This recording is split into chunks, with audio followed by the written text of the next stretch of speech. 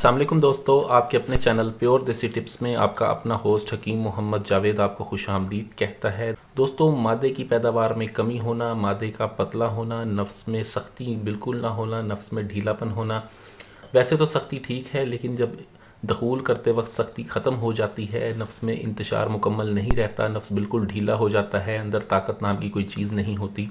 उसके लिए आज एक खाने का नुस्खा बताने जा रहा हूँ। बाज़ुकात ऐसा होता है कि बहुत से लोग नफ्स की ढीलेपन के लिए तिला का इस्तेमाल तो कर लेते हैं, लेकिन ये भूल जाते हैं कि उनको खाने के लिए भी किसी न किसी ताकत की वाली कोई चीज़ की ज़रूरत होती है।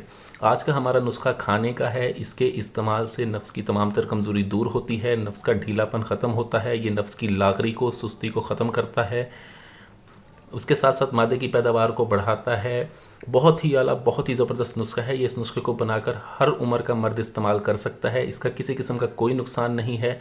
ये मोतदिल मिजाज का नुस्खा है, बहुत ज़्यादा गर्म नहीं है, हर आदमी से बनाकर इस्तेमाल कर सकता है। इसका किसी भी किस्म का कोई नुकसान नहीं है।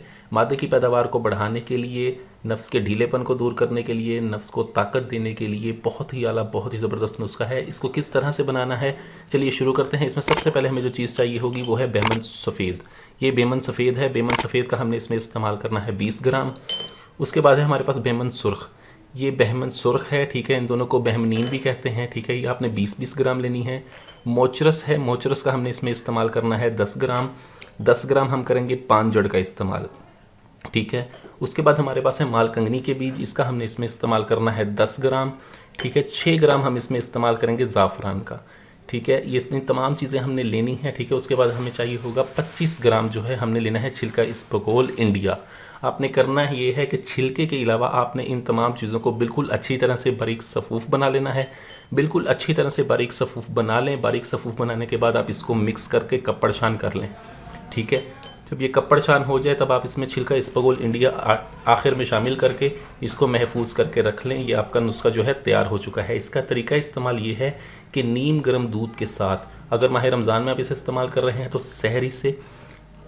सहरी आप थोड़ा पहले कर लें, ठीक है। सहरी के आप तकरीबन 10 से 15 मिनट बाद इसकी आधी चम्मच, खाने वाली आधी चम्मच आप इसकी नीम गर्म दूध के गिलास के साथ ले लें। उसके बाद कुछ खाएं पिए ना, ठीक है। और आधी चम्मच अफ्तारी के बाद नीम गर्म दूध के साथ आप इसकी लें। ये बहुत ही आला, बहुत ही ज़बरदस्त नुस्खा है नफ्स के ढीलेपन को ख़त्म करने के लिए, नफ्स को ताकत देने के लिए, नफ्स की कमज़ोरी के लिए और मादे की पैदावार को बढ़ाने के लिए बहुत आला नुस्खा है।